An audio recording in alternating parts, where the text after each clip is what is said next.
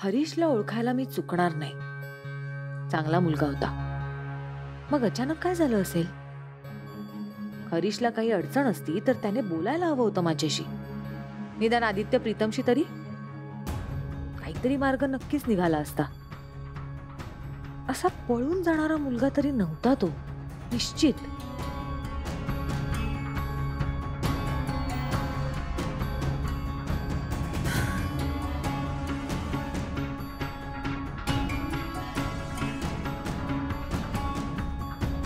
वहिनी, मला माहितीये तुम्ही खूप टेन्शन मध्ये आहात.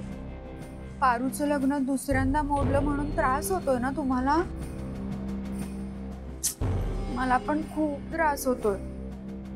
पण मला एक गोष्ट कळत नाहीये वहिनी, हरीश असा अचानक कसा निघून गेला? म्हणजे तो जर इथून निघूनच जाणार होता तर त्यांनी कुणाला काहीतरी सांगितलं असेल.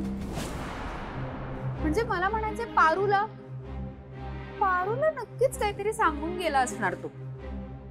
मला वाटतंय पारूला सगळं खरं माहितीये. वहिनी, रागावणार नसाल तर एक गोष्ट सांगू का? पारूला हरीशशी लग्नच करायचं नव्हतं. तिला ना इथून कुठे जायचं नाहीये म्हणून.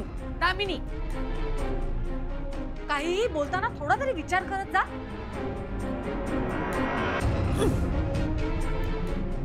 वहिनी, मी कशाला? तुम्ही एकदा विचार करा ना. हे बघा, मला काय वाटतं, पारूचं आता लग्न ठरलंय. लग्न ठरलेल्या मुलींच्या चेहऱ्यावर किती आनंद असतो. तुम्ही पारूला आणि हरीशला कधी आनंदाने हसत खेळत बोलताना बघितलंय का? लग्न ठरलेल्या मुली किती किती आनंदी असतात ना. त्यांच्या चेहऱ्यावर तेज असतं. ते तेज तुम्हाला पारूच्या चेहऱ्यावर कधी दिसलं नाही ना? मी सांगते ना तुम्हाला, पारू खुशच नव्हती वहिनी. आणि माझ्यासारख्या हुशार बाईला हे सगळं कळलं, दिसून येत होतं. पण तुमच्यासारख्या म्हणजे किर्लोस्कर एम्पायर सांभाळणाऱ्या अहिल्यादेवी किर्लोस्करांच्या नजरेतून ही गोष्ट सुटली कसं? नाही म्हणजे माहितीये तुम्ही फार कामात असता, पण तरी. दामिनी, सासू Maugham, I am sorry, I ओव्हरहर्ड your conversation. म्हणजे आता दामिनी आजी जे सांगत होत्या ना ते ऐकलं मी.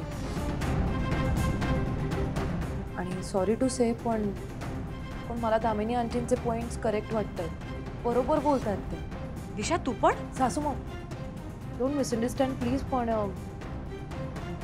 हरीशच्या रूममध्ये मला ही चिठ्ठी मिळाली. बघा, काही ना काही सापडलं की नाही? कोणाची आहे ही चिठ्ठी? सासू मॉम, ही चिठ्ठी ना सावित्रीने हरीशला देताना मी काल बघितलं होतं. आणि तुम्हाला माहिती आहे ही चिठ्ठी हरीशला द्यायला कोणी सांगितली होती? पारूने. बघितलं सासू मॉम, ऐन हळदीच्या वेळेस फंक्शन सुरू असताना नवरीने नवरदेवाला अशी चिठ्ठी पाठवणं आणि मग नवरदेवाचं गायब होणं, या सगळ्याचा काय अर्थ घ्यायचा आपण? नक्कीच पारू त्याला काहीतरी बोलली असणार म्हणून हरीश असा निघून गेला. तुम्हाला माहितीये पारूला तर हे लग्न करायचंच नव्हतं. तिला नाही आवडत हरीश. तुम्हाला जर माझं बोलणं खोटं वाटत असेल तर तुम्ही सावित्रीला बोलून विचारा, तिनेच ही चिठ्ठी हरीशला दिली होती की नाही. सावित्रीला बोलवा. वहिनी, मी बोलवते लगेच. सावित्री,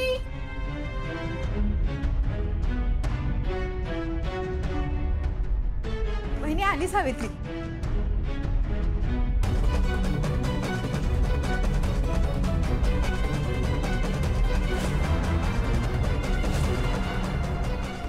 ही चिठ्ठी तू हरीशला दिलीस?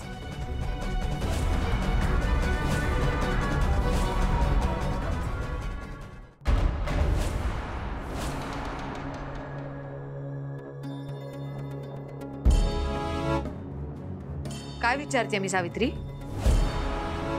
मॅम, हरीशांचे मित्र आले आहेत, बोलवले. मी आले जाऊन. ए तुझं काय आहे? निघ.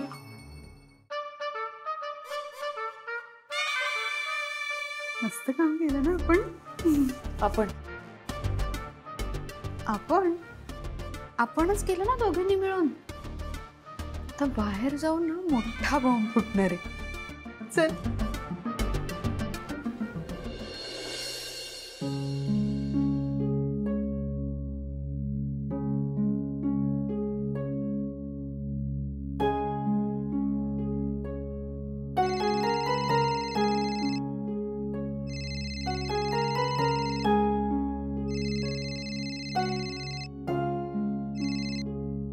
Hello hello hello hello hello Maruti, अरे मी बोलतोय. मी काय म्हणतो, मी ऐकलं ते खरं आहे का रे? पारूचा होणारा नवरा पळून गेला म्हणे. नाही, आपल्या पोरीत काय प्रॉब्लेम होता का? नाना, तू तू पारूला ओळखतो ना?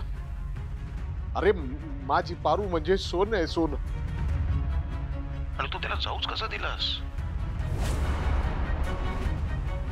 आणि आता गेलाय पळून, पर जाऊन जाऊन जाईल कुठं? एकदा का हातात सापडला ना की मग बघ मी काय करतो त्याच.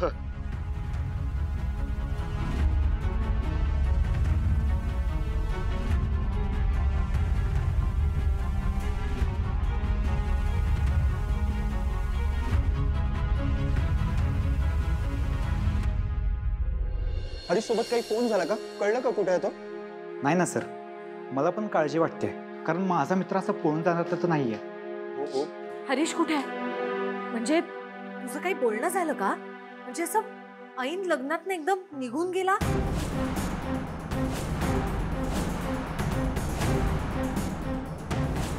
तू आता आमच्या घरी यायचं आणि माझ्या सासू मोमला म्हणजेच अहिल्यादेवी किर्लोस्करांना सांगायचं की हरीशच्या निघून जाण्यामागे पारूच रिस्पॉन्सिबल आहे. पारूला हरीश सोबत लग्न करायचंच नव्हतं. ती सतत त्याच्याशी वाईट वागायची, तिचं त्याच्यावर प्रेमच नव्हतं, म्हणून हरीश दुःखी होऊन इथून निघून गेला. Got it? पण मी असं का सांगेन? हरीश माझा मित्र आहे आणि त्याचं लग्न व्हावं असंच मला वाटत होतं. जो वाटणं आता बंद करते थांब.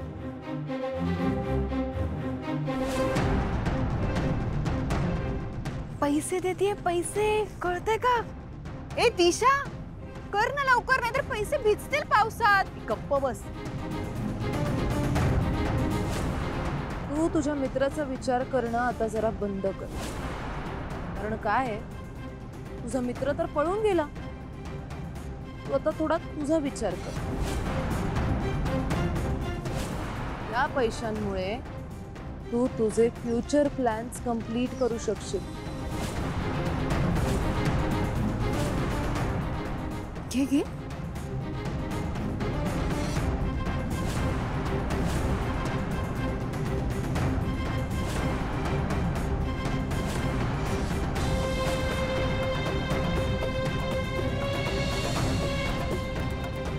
अरे मित्र आहे ना तो तुझा, मग तुझ्याशी काहीतरी बोलला असेल.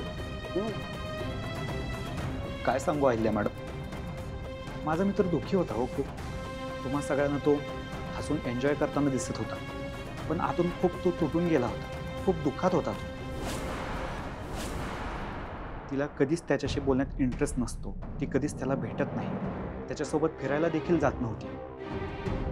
त्याची खूप स्वप्न होती पारूसोबतची, पण ती नेहमीच त्याला टाळत राहिली.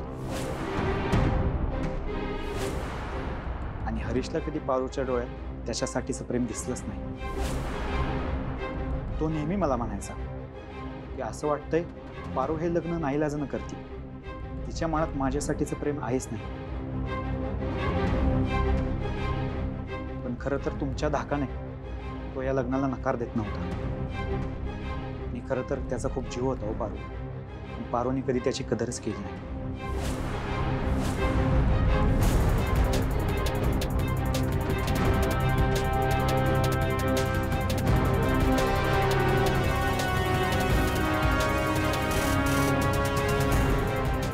ठीक आहे, हरीशशी काही कॉन्टॅक्ट झाला तर सांग, तू जाऊ शकतोस. बरं,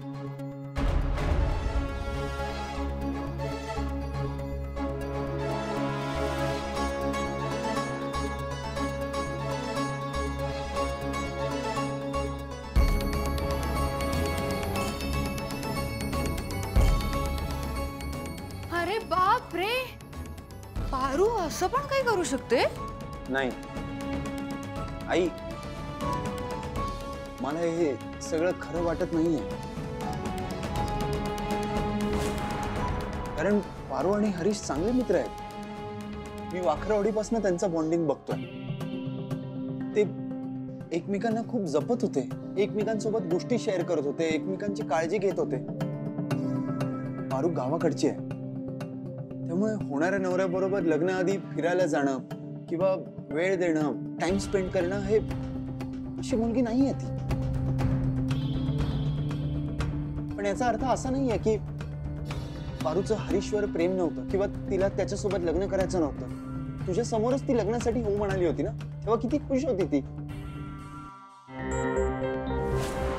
वहिनी, त्या बिचाऱ्या हरीशवर किती अन्याय झालाय अहो. लग्न ठरल्यानंतर कुठली मुलगी आपल्या नवऱ्याला वेळ नाही देऊ शकणार, बरोबर आहे ना? आणि मी अगदी म्हणत नाहीये की पारूने हरीश बरोबर फिरायला जावं, ती नाही जाणार, ठीक आहे. पण हरीश इथे असताना त्याची कधी तिने हसत खेळत विचारपूस तरी केलीये? आता आपली दिशाच बघ ना, प्रीतमची किती काळजी घेते ना, सतत इथे असते, त्याची काळजी घेते है ना. पारूचं कधीच असं दिसलं नाही, जाणवलं नाही, ती कधीच हरीश बरोबर प्रेमाने बोलताना मला नाही दिसली. मी तर म्हणते वहिनी, हरीश आवडतच नव्हता पारूला, तिचं प्रेम नव्हतं पारूवर. म्हणूनच तिने ती चिठ्ठी दिली असणार आणि त्यातून लग्नासाठी नकार कळवला असणार, असं मला वाटतंय.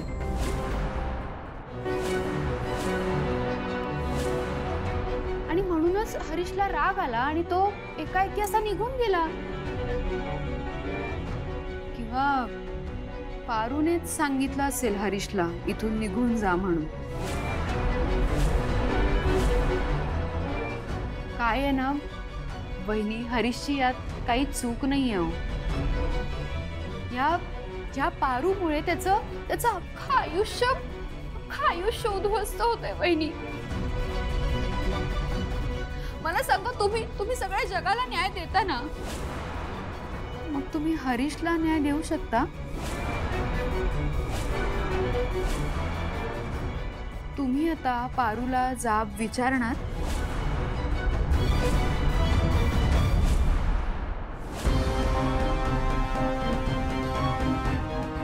पारूला बोलवा. ए, तू कामाला आलीयस ना इथे, मग बघत काय उभी आहेस? जा ना, पारूला जाऊन बोलव आणि ती पर्स ठेवून जा, नाहीतर तिथल्या तिथे पळून जाशील. बावळट.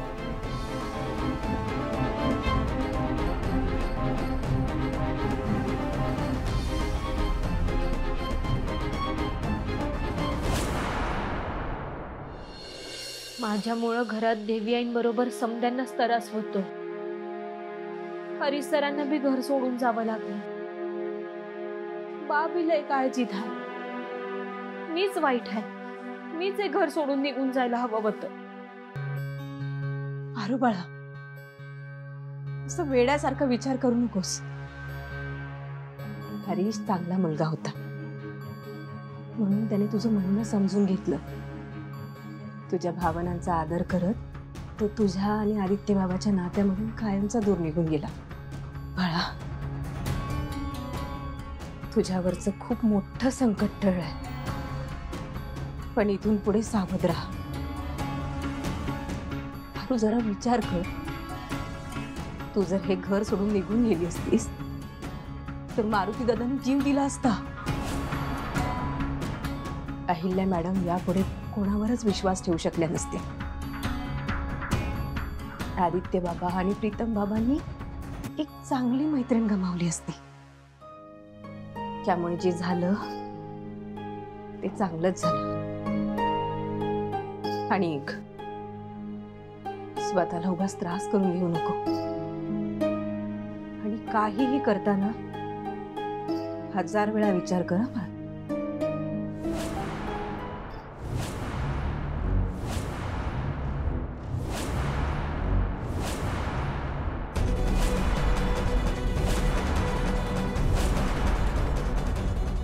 पारू, अहिल्या मॅडमनी बोलवलंय तुला.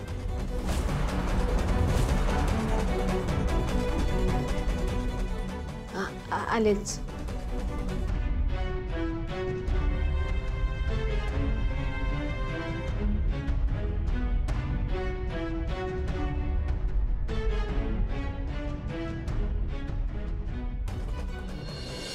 वहिनी, आता ती पारू आली ना, तिला चांगला जाब विचारा तुम्ही. विचारा हरीश, मला इतकं वाईट वाटतंय. त्याची काही चूक नाही हो या सगळ्यात, तरी भोगतोय तो सगळं. दामिनी, या घरात न्याय आणि निर्णय मी घेते, लक्षात असू दे. आणि दामिनी, अशा परिस्थितीत तू काही न बोललेलंच बरं. हा, अहिल्या काय ते ठरवेल. देवी आई, तुम्ही बोलवलत मला?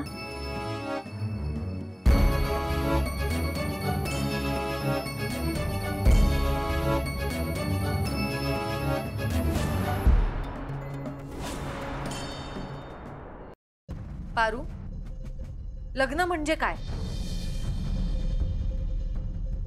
लगीन म्हणजे हे एक नातं असतंय, विश्वासाचं बंधन असतंय. हे एक वचन असतंय आपल्या जोडीदाराला दिलेलं, त्याच्या सुखदुःखात त्याच्या सोबत असण्याचं.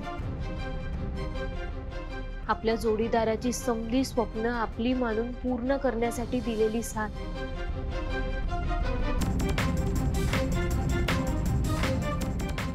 लगीन म्हणजे आपल्या जोडीदारावर केलेलं प्रेम. एका मुलीचा दुसरा जन्म म्हणजे लगीन. तिचं समजा आयुष्य बदलून जाणार असतं ते लगीन. हरीश तुझा होणारा जोडीदार होता ना, मग तुझ्या मनात त्याच्याबद्दल या सगळ्या भावना होत्या?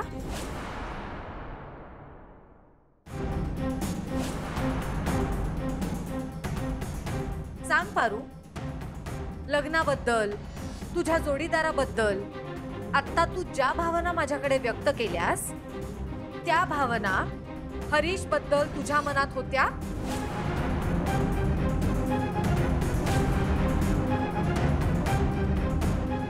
मला एका वाक्यात उत्तर हवंय. हरीश तुझ्यासाठी काय आहे? माझ्या प्रश्नाचं खरं उत्तर दे पारू. तुझं हरीशवर प्रेम होतं की नाही?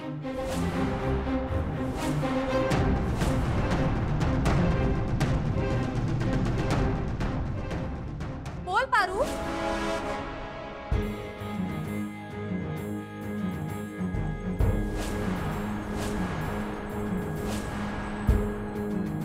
मला वचन दे, मी का निघून गेलो हे तू कोणालाच सांगणार नाही.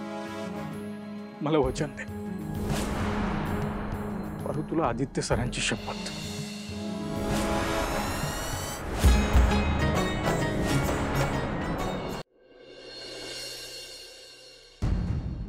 अगं, तुझ्या देवी आई काहीतरी विचारतायत. अगं बोल ग. किती विश्वासाने मी तुझं नातं हरीशशी जोडलं होतं. मला वाटलं माझ्या मुलीसारखी आहेस तर लग्नानंतर सुद्धा माझ्या नजरेसमोर राहशील. तुला हरीश पसंत नव्हता का? लग्न म्हणजे काय भातुकलीचा खेळ वाटतो तुम्हाला? आणि हरीश असा अजिबात वाटत नाही मला की जो लग्नातनं निघून जाईल. या सगळ्या मागे वेगळंच काहीतरी कारण आहे.